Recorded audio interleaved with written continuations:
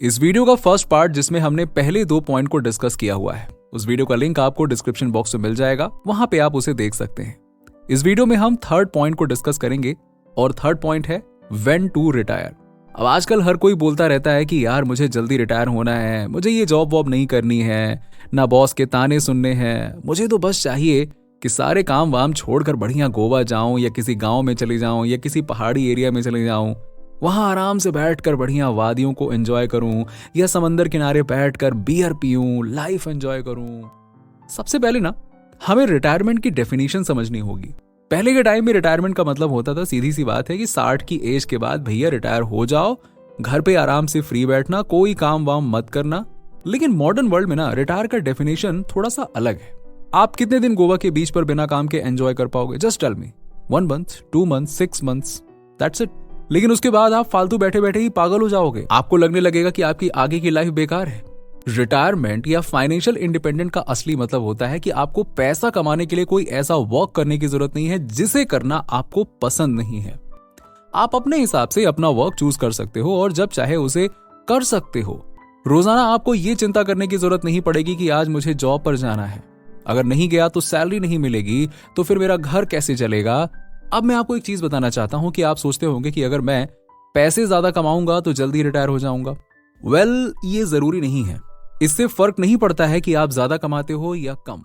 मान लो कि आप साल का 1 करोड़ रुपए कमाते हो बट आपका खर्चा ही 1 करोड़ है, तो मतलब आपने अपनी पूरी इनकम को खर्च कर दिया और रिटायरमेंट के लिए आपने कुछ भी सेव या इन्वेस्ट नहीं किया। और अगर आप महीने का 20,000 रुपए भी कमाते हो बट आप उसमें से 5,000 रुपए भी सेव करते हो, तो इसका मतलब है कि आप अपने रिटायरमेंट के लिए पैसे जमा करते जा रहे हो और वो 1 करोड़ के सामने भी बेटर है। तो कोई फर्क नहीं पड़ता कि आप कितना अर्न करते हो, क्योंकि ऐसे ऐसे कई सारे सेलिब्रिटीज हैं जिन्होंने कमाए तो करोड़ों बट उनके खर्चे की वजह से वो बैंकक्रप्ट हो गए। तो आपका रिटायरमेंट एज आपकी स्पेंडिंग पर डिपेंड करता है। अब चलो चलते हैं वीडियो के सबसे इंपॉर्टेंट पार्ट की तरफ। अब सबसे पहले आपको ये पता होना चाहिए कि आपको रिटायर होने के लिए कितना पैसा चाहिए, और ये डिपेंड करेगा कि आपके खर्चे कितने हैं, आप किस सिटी में रहते हो। मान लो कि आपको रिटायरमेंट के लिए 1 या 2 करोड़ रुपए चाहिए। अब उसके लिए आपको अपनी सैलरी का 50% सेव करना होगा। चलिए कैलकुलेशन करते हैं। मान लो कि आपके महीने की सैलरी 30,000 रुपए है। अब ये बेसिक से कैलकुलेशन में मैं आपकी बहुत ही कम सैलरी लेकर चल रहा हूं। आई नो कि आप मेरा वीडियो देख रहे हो, इसका मतलब ये है कि आप इससे कहीं ज्यादा अर्न कर रहे हो या फिर आप फ्यूचर में अर्न करने वाले हो, इसीलिए हम बहुत ही कम सैलरी लेकर चल रहे हैं। अगर आप 30,000 का 50% सेव करते हो जो कि होता है 15,000, आप मुझसे एग्री करो कि आप महीने का 15,000 रुपए बचा लोगे, या फिर अगर एडजस्ट करना है तो थोड़ा सा अपनी इनकम बढ़ा लेना। ओवरऑल आपने 15,000 रुपए जैसे तैसे करके बचा लेते हो हर महीने आप। तो in the right manner invest करते हुए लाइक इंडेक्स फंड में, और आपको 13% का रिटर्न मिलेगा। तो अब इस कैलकुलेटर में हम देख सकते हैं कि आपके महीने का 15,000 रुपए 13% एनुअल इंटरेस्ट के हिसाब से 20 साल के लिए इन्वेस्ट किया अगर आपने, तो आपके पास टोटल पैसा होगा 1 करोड़ 70 लाख रुपए। तो अब आप आराम से रिटायर हो सकते हो। अब आप यहां पर अपना अमाउंट या टाइम अपने हिसाब से बदल सकते हो। आपको ज्यादा अमाउंट चाहिए तो आप ज्यादा कर सकते हो उसे, या फिर आपको इनकम बढ़ानी पड़ेगी।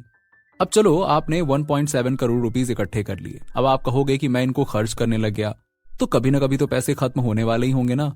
और इन्फ्लेशन का क्या, वो भी तो बढ़ता ही जा रहा है, महंगाई लगातार बढ़ती जा रही है। बिल्कुल सही बात है। ये पैसे अभी तो अच्छे लग रहे हैं बट बाद में क्या इनफ रहेगा इतना? पहले इसे समझने के लिए हमें एक रूल को समझना होगा जिसे 4% रूल कहा जाता है। अब हमें पता है कि इंडिया का इन्फ्लेशन 7 to 8% का रहता है। मान लो कि इन्फ्लेशन 8% से ग्रो हो रहा है, तो हमें अपने पैसे को 5% की रियल ग्रोथ से बढ़ाना होगा। अब रियल ग्रोथ क्या होती है, इसे देखते हैं। जैसे कि इन्फ्लेशन 8% है और निफ्टी में आपको रिटर्न मिलेगा 13%, तो रियल ग्रोथ होगी आपकी 13 - 8 = 5%। यानी कि महंगाई बढ़ती भी जाएगी तो भी आपका पैसा 5% एक्स्ट्रा से ग्रोथ करता रहेगा। और अगर आपके पास 1 करोड़ 70 लाख रुपीस है, तो उनमें से आप साल का 4% निकालते हो और उनसे अपना खर्च निकालते हो। यानी देखा जाए तो 1 करोड़ 70 लाख का 4% होगा 6,84,000 रुपए, यानी महीने का 57,000 रुपए मोटा मोटी देखा जाए तो।